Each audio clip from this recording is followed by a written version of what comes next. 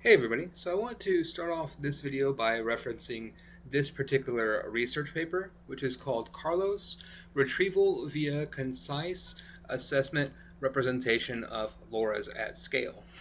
What this does to me is kind of basic and not applicable to a lot of users.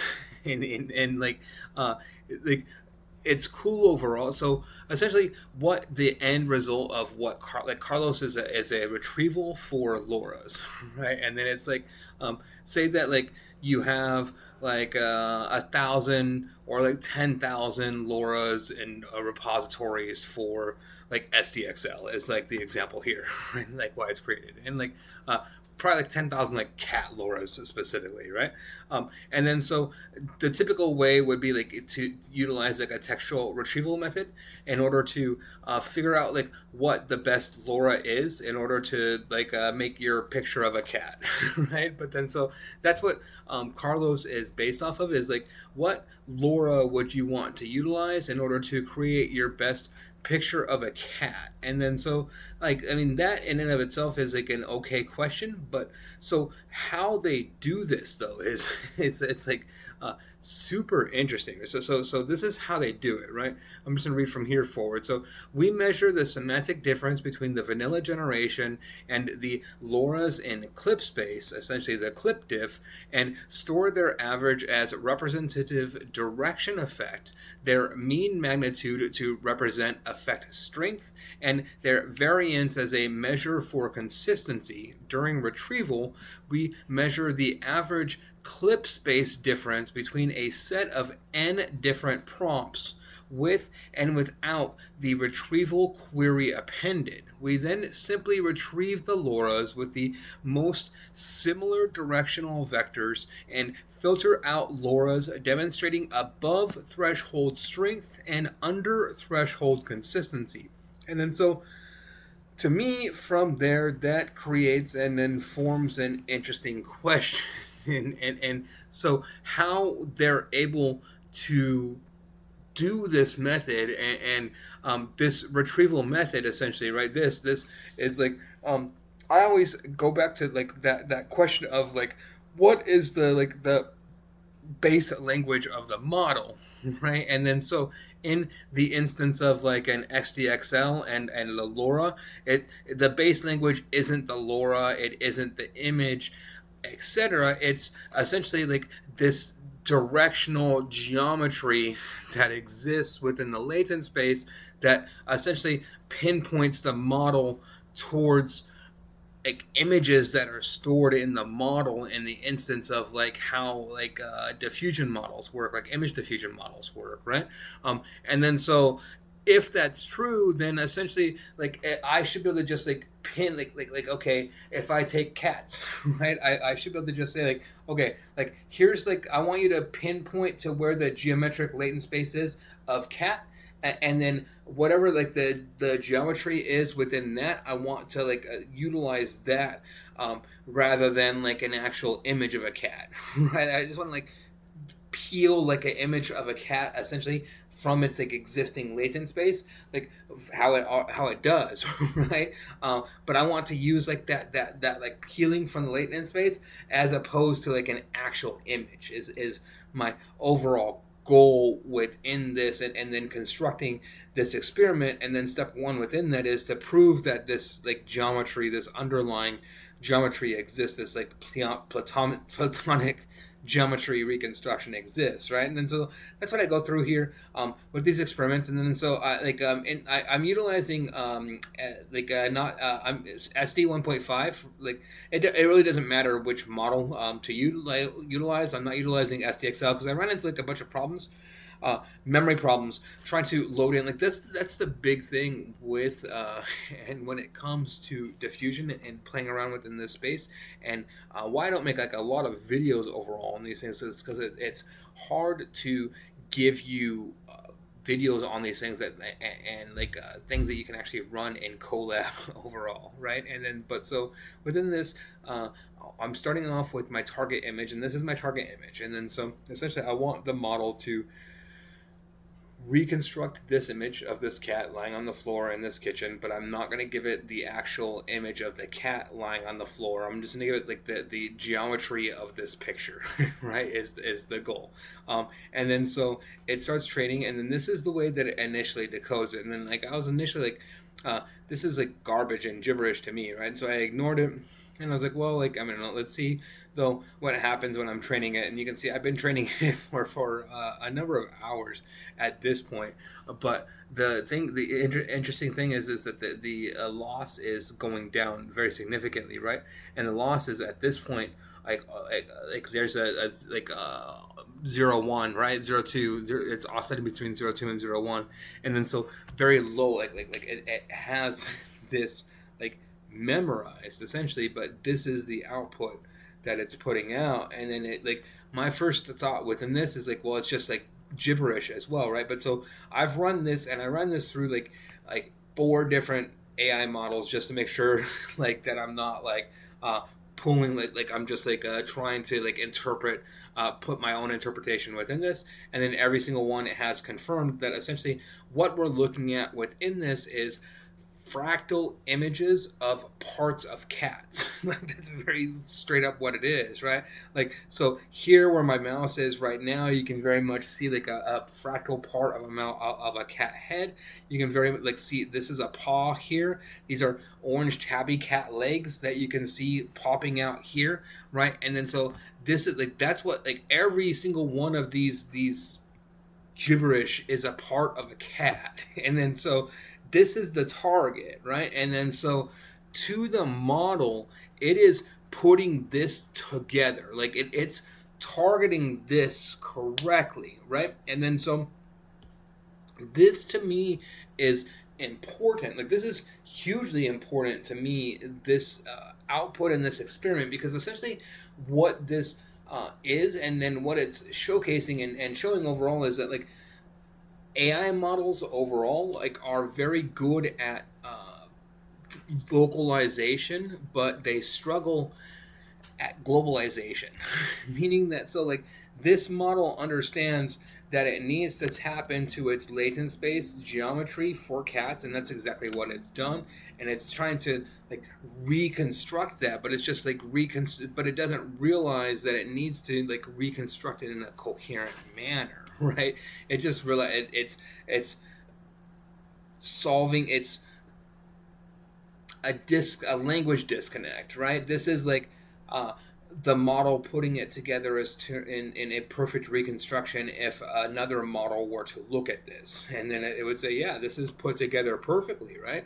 This is exactly like what it looks like. And then this is like we're like, what the heck is this? Right? Like but it's and then so that's the disconnects within this, and that's what I want to dive into. And then I have the ultimate solution to this overall, right? And that's what I want to like dive further into with the rest of this video, right? So talking about essentially like this ultimate cat compiler, how I got here and then through this, and then essentially like what the ultimate cat compiler is, just like from like my framing of it is like an optimizer, like a attention mechanism, if you will, for the like for diffusion models. And then like that's what's lacking within the attention is all you need, right? And then I'll dive into exactly like why this problem is occurring, and then why you need an attention mechanism for diffusion models to get around this problem. And then you can check my work within this. You're gonna it's not gonna run on this. So you're gonna need an A100, A10, A40, or A100 with 40 gigs of GPU. So if you have this, like you can check my work and run it. Like and I would love for someone to check my work and run it on this. If you do, let me know. And then like at some future point I will, right? This like I will take this further, because this has 100% direct implications for one of my companies specifically, which is why I stumbled upon this research paper overall. But so yeah, just highlighting that. But so if someone wants to beat me to it within that, like I would love for that to happen overall. If you have 40 gigs of GPU overall, and then you'll just utilize, here's what you'll need: Stable Diffusion, uh, in the model overall, right? And then that's assuming still diffusion 1.5. You'll need more like an H100 if you're utilizing like SDXL to run this experiment because it's big, right? And like I can't stress that enough. Like when you're dealing with and experimenting with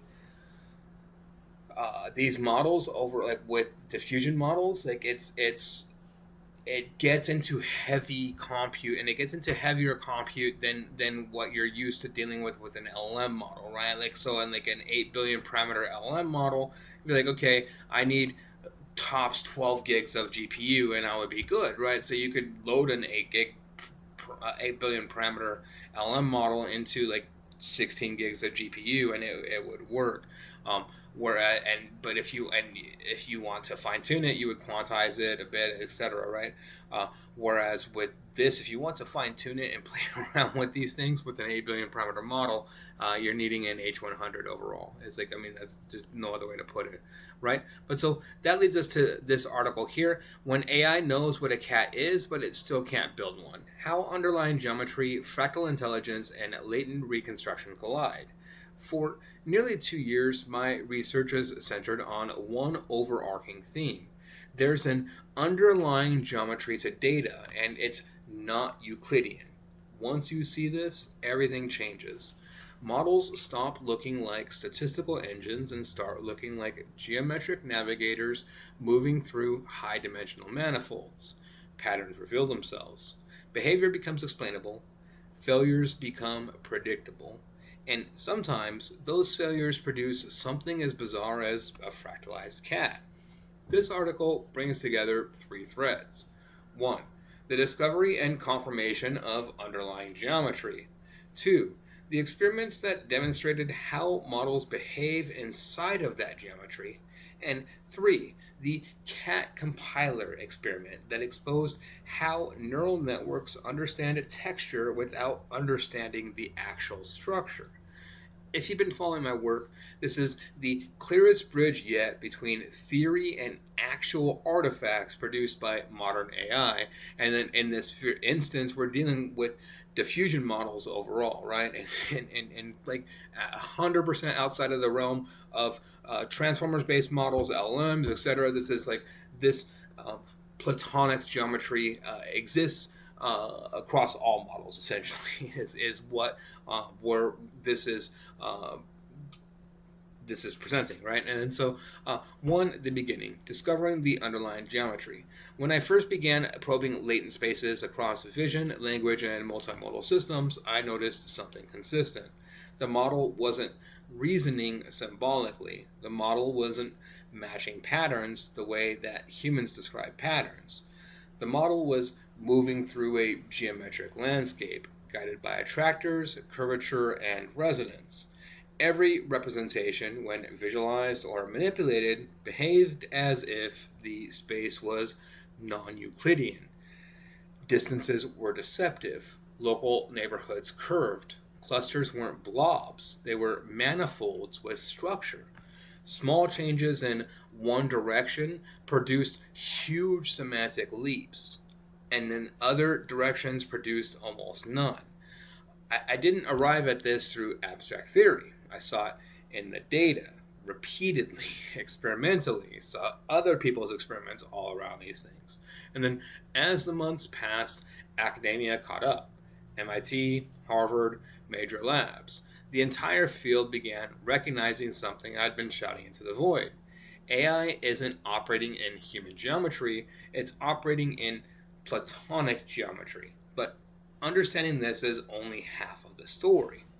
The real question is, what does this geometry make AI good at? And then also, what does it make it terrible at? Which brings us to the next chapter. What geometry tells us about how AI sees the world. If a neural network operates inside of a curved manifold, then several consequences follow. 1. Models will be extremely good at local similarity. Small regions of latent space are densely meaningful. Local textures, gradients, and micro patterns cluster tightly. This is why models recognize fur patterns, wood grain, lighting detail, brushstrokes, frequency signatures with almost supernatural accuracy, putting it towards these images, like these fractal images are very, very good fractal parts of cats, right? And then so models will be extremely bad at global structural consistency, like anything involving physics, right? Because global structure corresponds to long geodesics in latent space paths that cross manifold curvature. Examples of this could be keeping hands coherent, maintaining symmetry, preserving spatial layouts, consistently applying perspective, and of course, assembling a whole cat from cat parts. Optimization naturally falls into local minima of texture. The steepest descent in this geometry always leads towards dense pockets of local features, not towards semantically correct global shapes. So I've seen all of this in previous experiments: inversion tests, diffusion reconstructions, latent walks, shape preserving versus shape breaking directions, spectral decomposition of embeddings, and geometry driven clustering behavior. Everything pointed to the same conclusion. AI understands the texture of the world long before it understands the structure of the world. To test this directly, we needed an experiment. A simple one, a divisive, and a decisive one, not a divisive one. And then so the experiment set up reconstructing a cat. We decided to push the model into a corner. 1, give the model a target image of a cat. 2, ask it to reconstruct that image by optimizing its latent representation. 3, watch what geometry forces it to do. If the model truly encoded global structure, it would form a blurry cat first, like a core structure, refine the details later, and then converge towards a coherent animal. Like think of like the best ways that I've ever seen to draw. It's like it came out before I was born, right? So it's been around for hundreds of years now at this point. Where essentially it's like the you start off with like let's say you want to draw a face, right? And so the very first thing you draw is just like a potato, and then like step 2 is just like draw a few lines associated with the potato, and then like by step 4 you've got a detailed face with like hair, and it looks like Bob Ross, right? And you're like, wow, that's kind of crazy. But so that's like that pattern of construction is how like a human would construct a cat, right? But so that's not how like a AI model would draw a cat. And then so essentially, like if that were the case, that's how we would see, right? That this is how humans draw, and this is how humans think, but the model doesn't live in human geometry. And then we can show this through our experiments, right? And the result was one of the clearest confirmations of latent space curvature that we've ever seen. What we saw is the fractal cat phenomena. I'm showing like these are just like representations of the fractal images. I like them, and it's cool, right? Because it's like exactly how I see it, right? This is what I want to visualize this as, because it's, to me, this is what this is, right? And that loss is just, it's getting super low, right? And then so within this, and then diving into that, it's not a cat, but it's cat fur, cat edges, cat-like stripes, eye-like circles, whisker-like lines, fragments of the target image. Out of 4 image detection models were able to detect that it's like essentially like fractalized cat parts, but arranged in a kaleidoscopic, impossible fractal. Almost like the model has taken the local statistics of catness and then just tiled them across the canvas, right? Like a completely different way of processing than the human would. It's just like, here's everything that I know about cat, just right? And that's exactly what happened. And then so here's what the underlying geometry dictated. The loss function rewarded local statistical similarity. Textures give the steepest, easiest gradient improvements. The model collapsed into a texture attractor basin, The manifold has deep pockets corresponding to cat texture and not cat object. So global coherence has no strong gradient signal. The model had no reason, no geometric incentive to assemble the cat. This one image summarized months of theory in visual form. The geometry I had been describing, the non Euclidean curvature, the attractor basins, the resonance pockets, was suddenly tangible. And that's exactly what I had predicted would happen, and it's happened spectacularly. So, introducing the CAT compiler, a tool for forcing structure into a geometry that resists it. To overcome the manifold's natural tendencies, we built a specialized notebook. Not for generating cats, but for forcing the model to respect global structure. The cat compiler is built on 4 complementary constraints. 1. Multi-scale pixel loss then enforces global structure.